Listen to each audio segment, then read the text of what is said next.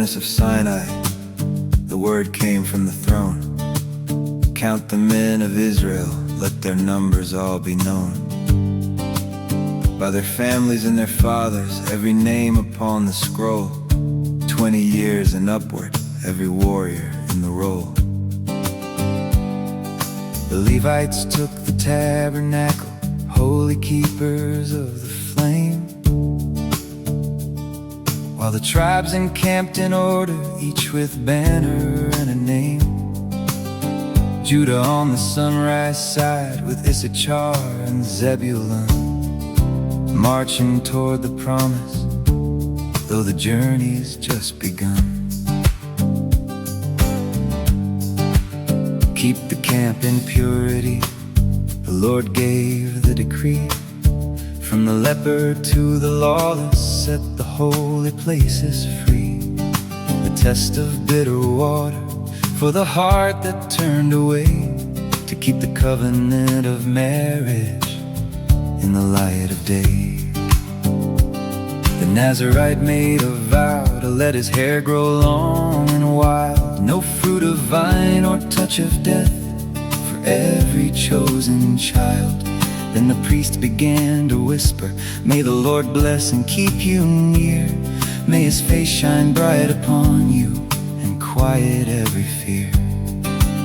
12 days of heavy offerings, the princes brought their gold, silver plates and incense bowls for the story to be told. The Levites were the ransom for the firstborn of the land, purified and lifted up by the Almighty's hand. The silver trumpet sounded, a signal for the host, to move the cloud of glory from the pillar at the coast. Rise up, O Lord, cried Moses, as the ark began to lead.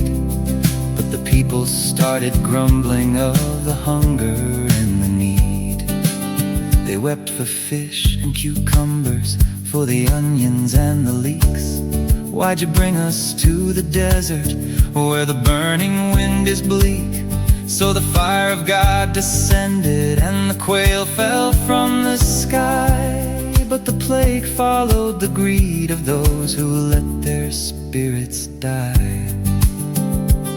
And Miriam and Aaron spoke against the prophet's grace. Does the Lord speak only through the man with a humble face? The leprosy struck Miriam, white as snow upon the skin, until Moses prayed for mercy to wash away the sin.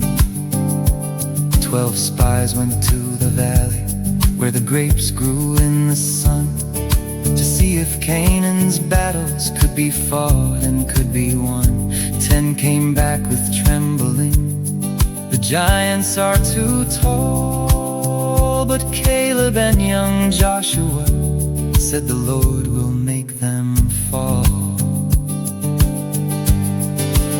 The congregation lifted voices, weeping in the night.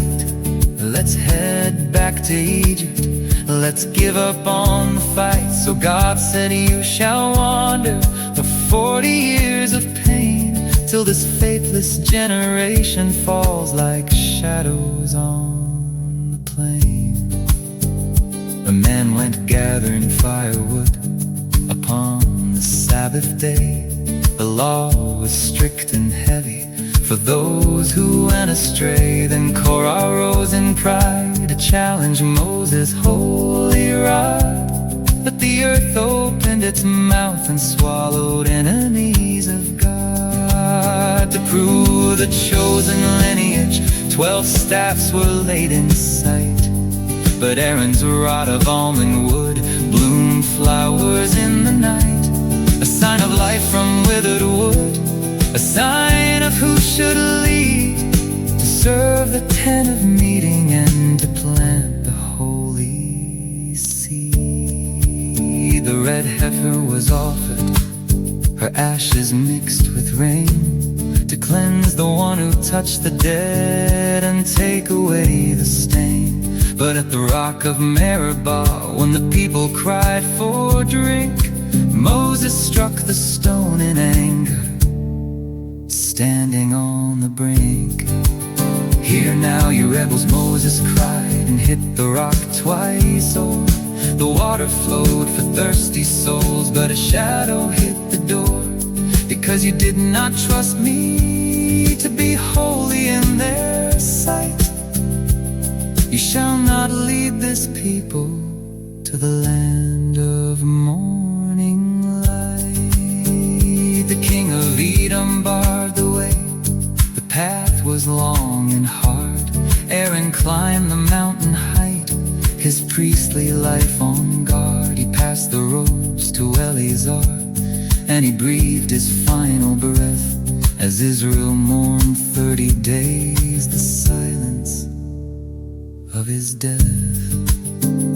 The fiery serpent split the camp for the words the people spoke, until they cried for mercy as the golden spirit broke. Moses raised a bronze snake high upon a wooden pole, and everyone who looked at it was healed and made whole. King Balak saw the multitude, and he felt a rising dread. He sent for Balaam the sorcerer to heap curses on their head. But an angel stood with sword in hand upon the narrow way, and the donkey spoke in wisdom while the prophet went astray. Balaam stood on Peor's height to let the curses fly, but "Blessed be Israel" was the only echoing cry. "I see a star from Jacob and a scepter rising high. I cannot curse what God has blessed beneath the desert sky." But the beauty of the Midianites led the hearts of men to roam.